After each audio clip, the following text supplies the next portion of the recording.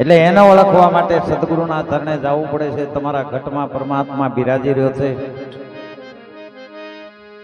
આ એવો કોઈ રે બતાવો અમને જોગી,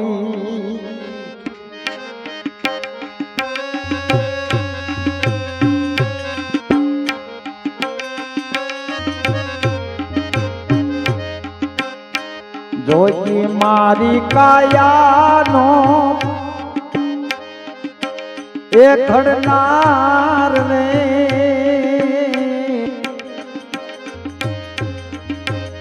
એવો જોગી રે મળે તો અમે જીવીએ, નહીં તારતા તું મારા એ પ્રાણ રે, એવો કોઈ રે બતાવો અમને જોગી.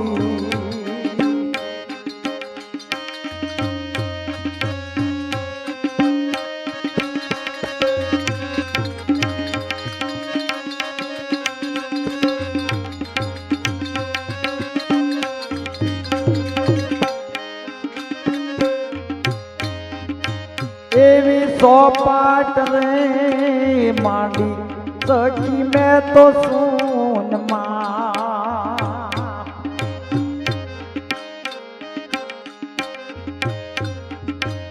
એવી સોપાટ રે માંડી સખી મેં તો સૂનમાં, ખેલો મારા પિયુની સંગાત રે,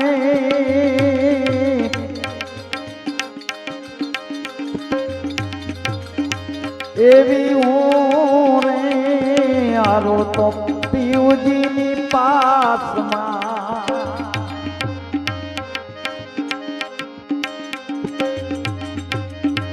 એવી હું રે આરો તો પિયુજીની પાસમાં, પિયુજી આરે તો ભેળા રાખો એ પરતાર રે,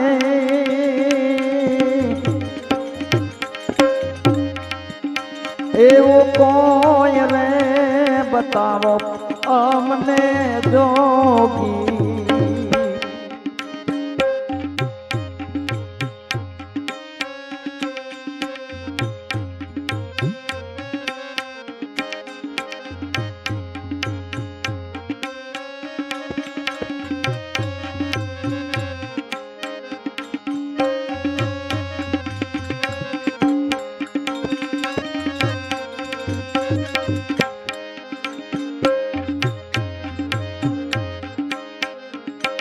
એવી હું રે અરણીને પીયું મારો પારધી,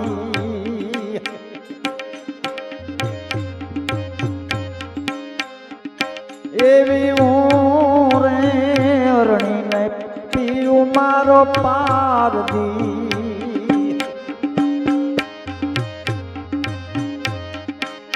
મારા પણ સબદુના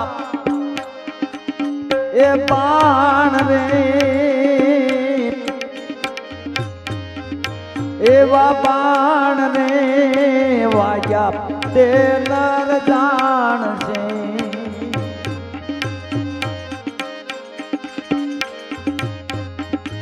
એવા બાણ રે વાગ્યા તે નર જાણશે, અવર સુરે જાણે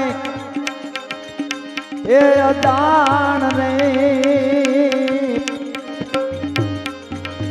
એવો કોઈ રે બતાવો અમને જોગી, એવો કોઈ રે બતાવો અમને જોગી.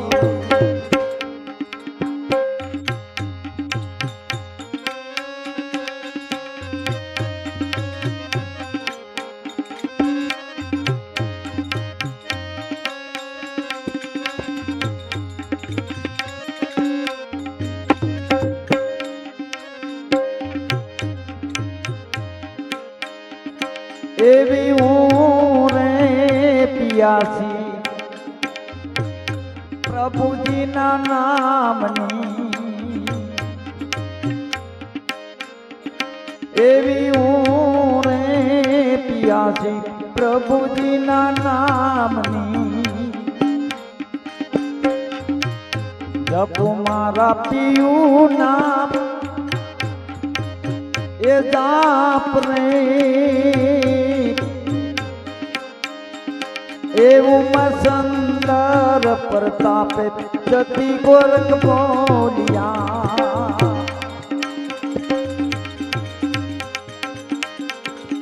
મારા તન મન મારિયા એ સમાય રે, આવો કોઈ રે બતાવો અમને જોગી, આવો કોઈ રે બતાવો અમને જોગી. જતી ગોરખનાથ કે છે કોઈ રે બતાવો અમને જોગી, જોગી મારી કાયાનો ઘડનાર. આ કોણ કે છે? આપણી સુરતા કે મારે જોગીને મળવું છે, જોગીને મારે જોવો છે, એવો કોઈ રે બતાવો અમને જોગી, આ જોગી મારી કાયાનો ઘડનાર. આ કાયા કોને ઘડી? કોણ ઘડનાર છે? ભજન તો ઘણા સમયથી આપણે ગાવી છીએ, પણ વિચાર હવે આવે છે કે આ કાયા કોને ઘડી? એક સંતે વાણીમાં લખ્યું છે, ત્યાંથી કહો છો,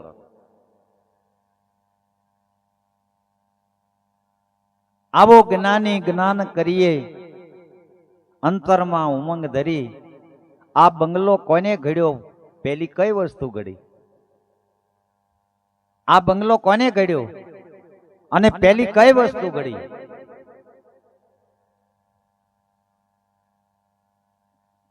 તો આ બંગલો તો કુદરતે ઘડ્યો છે. આનો ઘડનાર બહુ અજાયબી છે. ક્યાં બેઠો હોય છે? કેવી રીતે આ બંગલો ઘડ્યો હોય છે? આ બંગલો તો પરમાત્માએ બનાવ્યો, પણ આમાં પેલી કઈ વસ્તુ ઘડી? હાથ ઘડ્યા, પગ ઘડ્યા, માથું ઘડ્યું, ધડ ઘડ્યું, શું ઘડ્યું? ઈ વાત કરે છે. તો આ કાયાનો ઘડનાર કોણ છે? કોઈ અમને બતાવો. આ ઈ જોગી કેવો છે? ત્યારે એને જોવો હોય ને તો એ સોપાટ શૂન્યમાં માંડી છે, અહીંયા જવું પડે. શૂન્યની વાત કરી, એવી સોપાટ રે માંડી સખી મેં તો શૂન્યમાં. આહા, શૂન્ય એટલે છેટો આવે હો. બધું બાદ કરો ને પછી શેષ વધે. શું વધે? અને ન્યા રમત છે. અખે મેલમાં આનંદ ભર્યો, ત્યાં છે અમૃતનો દરિયો, સવારામ બાપા કે. અને આ હદ છે ને, એ ચોથી છે ભૂમિકા. એ ભૂમિકા એ જે ઉડતા હોય ને ઈ આપણને લઈ જાય. ચોથી ભૂમિકા એ જે વ્યક્તિ પૂગ્યો હોય ઈ ચોથી ભૂમિકા દેખાડી હતી. હવે જુનાગઢ જ નથી જોયું અને વાતો કરવી કે હાલો મેં જોયું છે, દામોકુંડ અહીંયા આવ્યો, મરઘી કુંડ અહીંયા આવ્યો. ક્યાં આવ્યો? જુનાગઢ દામોકુંડ છે, મરઘી કુંડ છે, રેવતી કુંડ છે, વેલા બાવાનો વડ છે, જીણા બાવાની મઢી છે, ગુરુની હકર છે. આ બધી આપણે વાતો કરતા હોય અને એમાં કોક ઉભા થઈને એમ કે ઉભા રહ્યો, જીણા બાવાની મઢી ક્યાં આવી? ખાલી મેં બીજા પાસે સાંભળીને વાત કરી. એટલે શું જવાબ દેવાનો? કે આ જગ્યાએ જીણા બાવાની મઢી આવી, ભવનાથમાં દામો કુંડ આવ્યો. જોયું હોય તો કઈ એકવી ને લે સાંભળેલી વાતો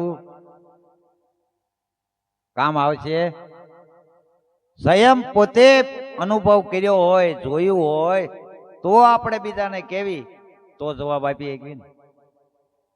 એમ મહાપુરુષો આ ઠેઠ ચોપાટ માંડી છે શૂન્યમાં, ત્યાં મહાપુરુષો ગયા હશે, અનુભવ કર્યો હશે તો કીધું હોય કે ચોપાટ રે માંડી શીખી શૂન્યમાં ખેલું મારા પિયુની સંગાત. શબ્દને પિયુની ઉપમા આપી છે મહાપુરુષો.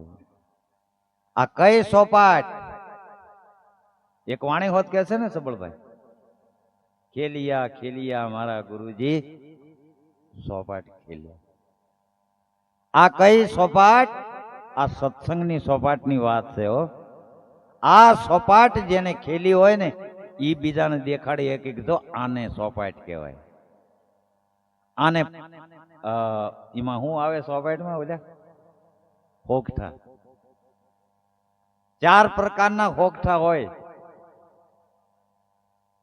લાલ, કાળા, પીળા અને લીલા.